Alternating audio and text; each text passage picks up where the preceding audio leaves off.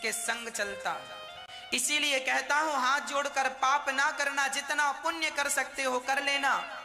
वही आपका साथ चलने वाला धन है, वही आपकी असली संपत्ति है। तुमने कितना पैसा कमाया, कितना बैंक बैलेंस बनाया, क्या फर्क पड़ता है? तुमने पुण्य कितना कमाया ये महत्वपूर्ण है। भगवान के घर तुम्हारे कागज के टुकड़े तो जाएंगे नहीं, कफन में जेब होता नहीं है। वैसे आप चाहो तो बनवा सकते हो, हाँ जाता नहीं है। इसीलिए कहा करता हूं, पायो जी मैंने राम रतन धन पायो। मीरा ने कहा मेरा धन कौन सा है? राम नाम का, कृष्ण नाम धन ही मेरा असली। इसलिए जप लो नाम, कर लो पुण्य, यही तुम्हारा धन है। बाकी सब इस धरा का, इस धरा में सब धरा रह जाएगा। साथ में तुम्हारा किया हुआ पुण्य तुम्हारे संग में जाएगा। इसलिए पुण्य पाप नहीं, अच्छा करो बुरा नहीं। अजामिल फिर मनुष्य का तन उन्हें कुछ समय के लिए मिला और उन्होंने उस समय में केवल भगवत चिंतन किया और उनकी सदगति हुई। एक नाम के बल पर अजामिल जैसा पापी तर गया। कहने का तात्पर्य यही हुआ कि अजामिल जैसों का उद्धार नाम से हो सकता है, तो आपकी भी नाम में बड़ी निष्ठा, बड़ी श्रद्धा होनी चाहिए। नाम बहुत काम करता है। एक सज्जन हमसे बोले महाराज जी नाम लेने से क्या होगा? हमने कहा कुछ जुआड़ी लोग जुआ खेल रहे थे, तभी किसी ने आवाज लगाई पुलिस। पुलिस का नाम सुनते ही जुआड़ी लोग भागे। जब पुलिस का नाम सुनकर ये चोर उचक्के भाग सकते हैं, तो भगवान का नाम सुनकर अंदर में बैठे काम क्रोध लोभ मोह के चोर भाग जाते हैं। इसमें आश्चर्य क्या है? कलयुग केवल नाम धारा। कृते अध्यायते विष्णुम त्रेतायाम यजतो मखई द्वापरे परिचर्यायाम कलौ केशव कीर्तनात्।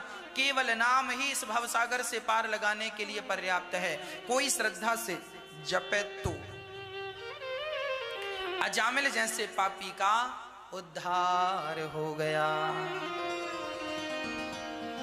उसके बाद दक्ष की चर्चा है, दक्ष के पुत्रों की चर्चा है, जिसे नारद जी ने उपदेश देकर के उनका कल्याण किया। फिर इंद्र राजा बने हैं। एक बार अपने गुरुजनों का अपमान कर देने, गुरु जी का अपमान कर देने से इंद्र अपने स्त्री से, अपने सत्ता से हाथ धो बैठे और राक्षसों ने कब्जा कर लिया। सपने में भी कभी गुरु का अपमान न हो। भगवान का यही कहना है कि जब आप भगवान की भक्ति से जुड़ते हैं तो भगवान और गुरु दोनों में आपका विश्वास होना चाहिए। जब विश्वास होगा तो ही काम बनेगा। इसीलिए भगवान को प्राप्त करना हो तो पहले गुरुजनों की वाणी पर विश्वास करना होता है, गुरुजनों पर विश्वास करना होता है। गुरु जी ने कहा है वह बात अटल सत्य है, उसको सत्य मानकर चलते रहो, कल्याण होगा। इंद्र ने गुरु का अपमान किया, तब विश्वरूप को गुरु बनाकर नारायण कवच की दीक्षा प्राप्त की। ओम हरिर्विदध्यान मम सर्वे रक्षाम न्यस्तांघ्रिपद महपतगेन्द्र पृष्ठे दरारी चरमा सिगदे सुचाप पाशान दधानोष्टे गुणोष्टे बाहु। भागवत जी के 6वें स्कंध के 8वें अध्याय में ये नारायण कवच है। इस नारायण कवच का हम सभी को नित्य पाठ करना चाहिए। जो इस नारायण कवच का पाठ करता है स्वयं भगवान नारायण उनकी रक्षा करते हैं। भगवान नारायण के हम पुत्र हैं, हम संतान हैं उनकी। त्वमेव माता च पिता, पिता की तरह वो हमें पुत्र बनाकर पालन करते हैं। आप भी अपने बच्चों को पुस्तकों की दुकान में जाकर, गीता प्रेस इत्यादि की दुकान में जाकर नारायण कवच की एक छोटी सी पुस्तक मिल जाएगी 5-10 रुपए की। उसमें सारी विधि होती है नारायण कवच। बच्चों को पढ़ाया करिए, बच्चों को याद कराइए। संस्कृत से है, संस्कृत एक एक अक्षर ही पढ़ाइए, याद कराइए, कल्याण होगा। बच्चों की रक्षा स्वयं भगवान करते हैं। हम सबकी रक्षक वही हैं। और आप नारायण कवच, इंद्र ने जब नारायण कवच का उपदेश सुना, इंद्र ने जब नारायण कवच की दीक्षा ली, बलवान होकर दैत्यों को पराजित कर दिया। पर गुरु जी की हत्या भी कर दी इन्होंने, है?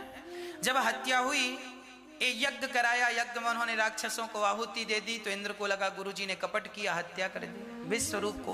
तब ब्रह्म हत्या लगी। ब्रह्म हत्या इंद्र ने 4 लोगों में बांटी। स्त्री को रज के रूप में हत्या प्रदान कर दी।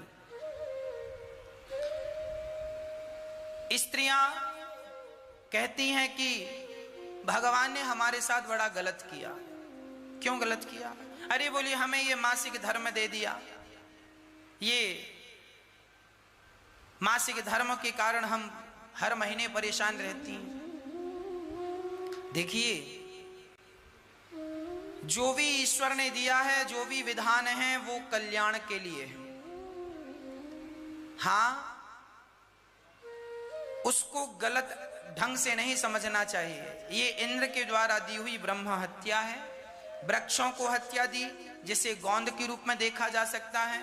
जल को हत्या दी, जिसे झाग के रूप में देखा जा सकता है। पृथ्वी को हत्या दी, जिसे बंजर भूमि के रूप में देखा जा सकता है। और इंद्र उस हत्या से निवृत्त हो गए। तब इंद्र को मारने विश्व रूप के पिता त्वष्टा ऋषि ने यज्ञ किया और इंद्र को मारने के लिए वृत्तासुर पैदा किया, पर कुछ त्रुटि हो जाने से इंद्र से मरने वाला पैदा हो गया। दधीची ऋषि की हड्डियों का वज्र बनाकर और वृत्तासुर से युद्ध किया गया। वृत्तासुर ने भगवान की बड़ी स्तुति की। अहम हरे तव पादई के मूला, दासानुदासो भवितास्मि भूय।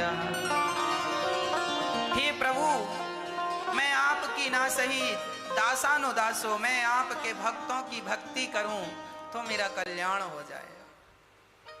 हाँ, अपने आप को दासों का भी दास बना लीजिए। छोटे से छोटा, जो व्यक्ति अपने आप को छोटे से छोटा बनाएगा वही बड़े से बड़ा बनेगा, और जो व्यक्ति अपने आप को बड़े से बड़ा मानेगा वह छोटे से छोटा रह जाएगा।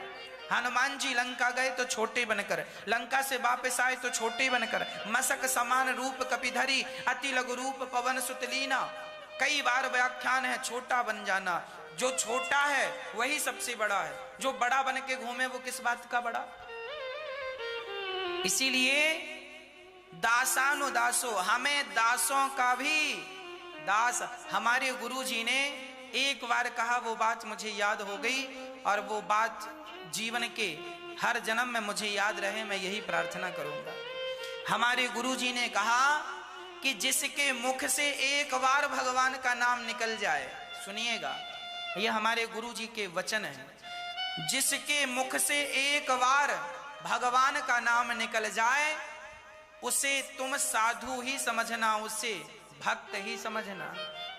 वो कैसा भी हो, वो अपने लिए होगा जैसा होगा, पर तुम्हारे लिए वो भक्त है। तुम उसके बारे में यही भाव बनाना कि यह भी ईश्वर तुल्य है, सब भगवान है। हम सबको भगवत दृष्टि से देखें। जो भगवान के नाम जप रहा है, इसीलिए वृंदावन आ पाते हैं। जो लोग राधे राधे जप रहे हैं, फुटपाथ पे बैठकर भगवान का चिंतन कर रहे हैं, इन्हें आप क्या समझ रहे हैं? अरे यही तो संत हैं, यही तो साधक हैं। पर आज लोगों के देखने का नजरिया बड़ा हो गया है। आज लोग साधु उन्हें समझते हैं जो बड़ी गाड़ियों में बड़े वीआईपी ढंग से पेश होते हैं, आप उन्हें साधु मान लेते हैं। जो फुटपाथ पर रहकर भजन कर रहे हैं, लोग उनकी वैल्यू नहीं समझते, जबकि रियल साधना, रियल भक्ति तो वही कर रहे हैं। ना कोई दिखावा है उनके पास, ना कोई ढोंग है,